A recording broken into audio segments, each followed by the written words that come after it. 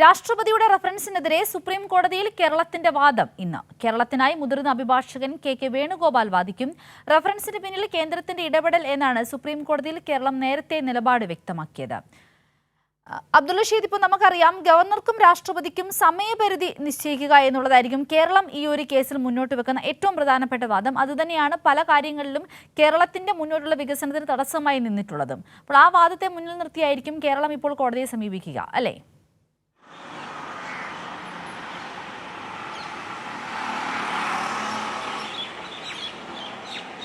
സിന്ധൂരി, തീർച്ചയായും നിയമസഭകൾ പാസാക്കിയെടുക്കുന്ന ബില്ലിന്മേൽ ഗവർണർമാർക്കും രാഷ്ട്രപതിക്കും സമയപരിധി നിശ്ചയിച്ചതുമായി ബന്ധപ്പെട്ട സുപ്രീം കോടതി വിധിയെ ചോദ്യം ചെയ്തുകൊണ്ടായിരുന്നു രാഷ്ട്രപതിയുടെ റഫറൻസ് സുപ്രീം കോടതിയിൽ എത്തിയിട്ടുള്ളത്. ഇതിന്മേലുള്ള വാദമാണ് ഇപ്പോൾ പുരോഗമിക്കുന്നത്. എന്തായാലും ഇതിനെ പിന്തുണക്കുന്ന, അതായത് സമയപരിധി നിശ്ചയിക്കണം എന്നുള്ളതുമായി ബന്ധപ്പെട്ട പിന്തുണക്കുന്ന ഹർജികളാണ് ഇപ്പോൾ പ്രധാനമായും മുന്നോട്ട് പോകുന്നത്. കഴിഞ്ഞ ദിവസങ്ങളിൽ തമിഴ്നാട്, അതോടൊപ്പം കർണാടക തുടങ്ങിയിട്ടുള്ള സംസ്ഥാനങ്ങളുടെ വാദങ്ങൾ പൂർത്തിയായിരുന്നു. ഇന്ന് കേരളത്തിന്റെ വാദമാണ് നടക്കുന്നത്. രാഷ്ട്രപതി തെരഞ്ഞെടുപ്പിൽ ഈ ഗവർണർമാരുടെയും രാഷ്ട്രപതിക്കും സമയപരിധി നിശ്ചയിച്ചുള്ള സുപ്രീം കോടതി വിധിയെ നിലനിർത്തണം എന്നുള്ളൊരു ആവശ്യം തന്നെയായിരിക്കും പ്രധാനമായും കേരളത്തിൽ നിന്നുള്ള വാദം ഉണ്ടാവുക. പ്രത്യേകിച്ച് ഇത്തരത്തിൽ തമിഴ്നാടിന്റെ അടക്കമുള്ള 11ഓളം ബില്ലുകളാണ് കഴിഞ്ഞ തവണ ഈ സുപ്രീം കോടതി വിധിക്ക് പിന്നാലെ പാസാക്കിയെടുക്കാൻ സാധിച്ചിട്ടുള്ളത്. കേരളത്തിൽ നിന്നുള്ള നിരവധി ബില്ലുകളും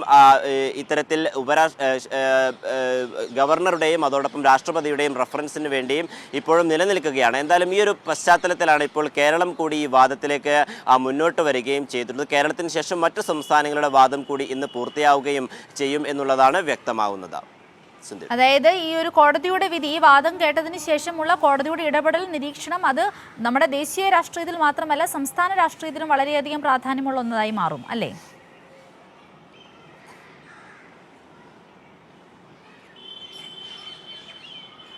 സിന്ധൂരി, തീർച്ചയായും ഈ നിയമസഭകൾ പാസാക്കിയെടുക്കുന്ന ബില്ലുകൾ അത് ഗവർണർമാരും അതോടൊപ്പം രാഷ്ട്രപതിയും പിടിച്ചുവെക്കുന്നതിലൂടെ പ്രതിസന്ധികൾ നേരിടുന്നത് അതാത് സംസ്ഥാനങ്ങളാണ്. പ്രത്യേകിച്ചും പണബില്ലുകൾ അടക്കം തടഞ്ഞുവെക്കുന്ന സാഹചര്യങ്ങൾ ഉണ്ടാവുകയും അത് സംസ്ഥാനത്തെ ഭരണവ്യവസ്ഥയെ തന്നെ അട്ടിമറിക്കുന്ന സാഹചര്യം ഉണ്ടാകുമെന്നുള്ള സുപ്രീം കോടതി നേരത്തെ തന്നെ നിരീക്ഷണം നടത്തുകയും ചെയ്തിട്ടുണ്ട്. കേന്ദ്രത്തിന്റെ വാദങ്ങൾ പുരോഗമിക്കുന്ന ഘട്ടത്തിലായിരുന്നു ഇത്തരത്തിലൊരു നിരീക്ഷണം സുപ്രീം കോടതിയുടെ ഭാഗത്തുനിന്ന് ഉണ്ടാവുകയും ചെയ്തിട്ടുള്ളത്.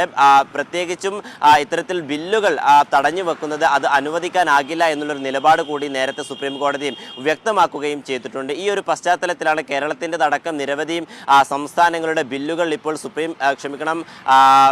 ഗവർണർമാരുടെയും അതോടൊപ്പം രാഷ്ട്രപതിയുടെയും ഒപ്പിന് വേണ്ടി കാത്തുനിൽക്കുന്ന സാഹചര്യമുള്ളത്. എന്തായാലും ഇതിനൊക്കെ തന്നെയും ഒരു തീർപ്പാക്കണം എന്നുള്ളത് തന്നെയാണ് സംസ്ഥാനങ്ങളുടെ പ്രധാനപ്പെട്ട ആവശ്യം.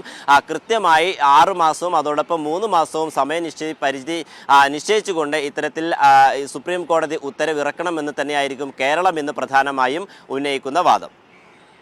ശരി, വ്യക്തമാണ് അബ്ദുൾ റഷീദ്. എന്തായാലും രാഷ്ട്രപതിയുടെ റഫറൻസിനെതിരെ സുപ്രീം കോടതിയിൽ കേരളത്തിന്റെ വാദം ഇന്ന് ആരംഭിക്കുകയാണ്.